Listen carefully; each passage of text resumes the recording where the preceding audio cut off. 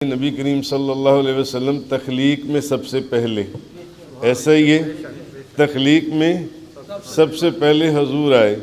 حضرت جابر نے پوچھا یا رسول اللہ، اللہ نے ہر چیز سے پہلے کس چیز کو بنایا؟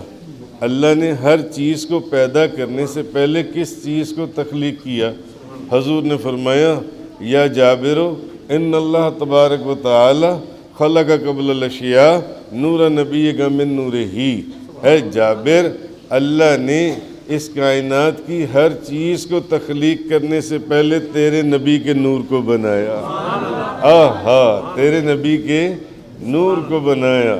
آہا، نبیوں میں نبی ایسے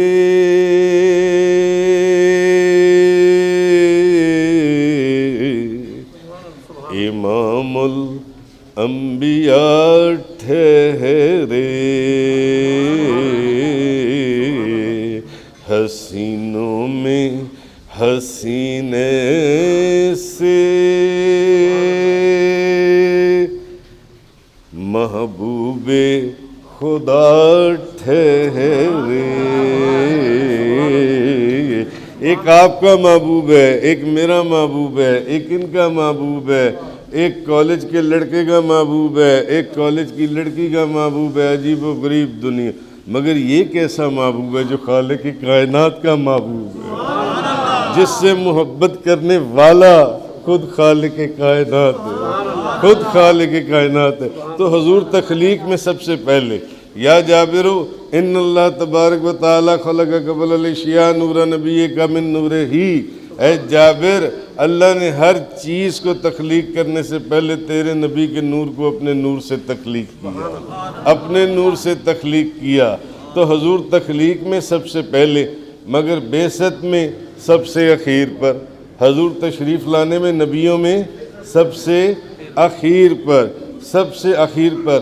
اچھا، کبھی کسی نے سوچا کہ یہ مسجد اقصیٰ کے اندر سارے نبیوں کو اکٹھا کیوں کیا گیا؟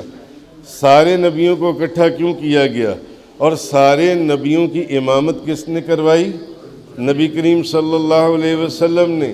تو سارے نبیوں کو اکٹھا اس لیے کیا گیا کہ ہو سکتا ہے کسی شخص کے دل میں یہ خیال آتا کہ جو تشریف لانے میں آخر پر ہیں، ہو سکتا ہے مرتبے اور مقام میں بھی آخر پر ہی ہوں، ہو سکتا ہے مرتبے اور مقام میں بھی آخر پر ہی ہوں۔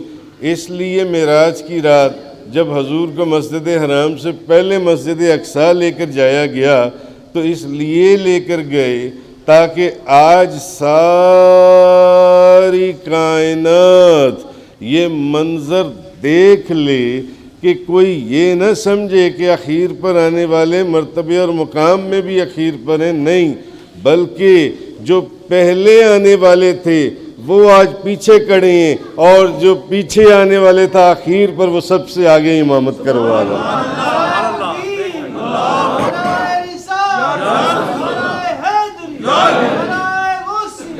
نبیوں میں نبی ایسے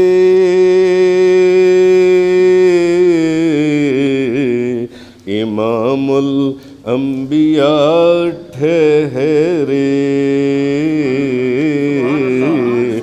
حسینوں میں حسین سے محبوب خدا ٹھہرے۔ جس کے چلنے کو، جس کے اٹھنے کو، جس کے بیٹھنے کو، جس کے رکنے کو، جس کے بڑھنے کو خدا سبحان اللہ کہے تو پھر ہم کیوں نہ سبحان اللہ کہیں؟ آہا، سبحان الذی اسریٰ بعبدہ لیلا من المسجد الحرام الی المسجد الاقصیٰ الذی بارکنا حولہ لنریہ من آیاتنا انہ هو السمیع البصیر۔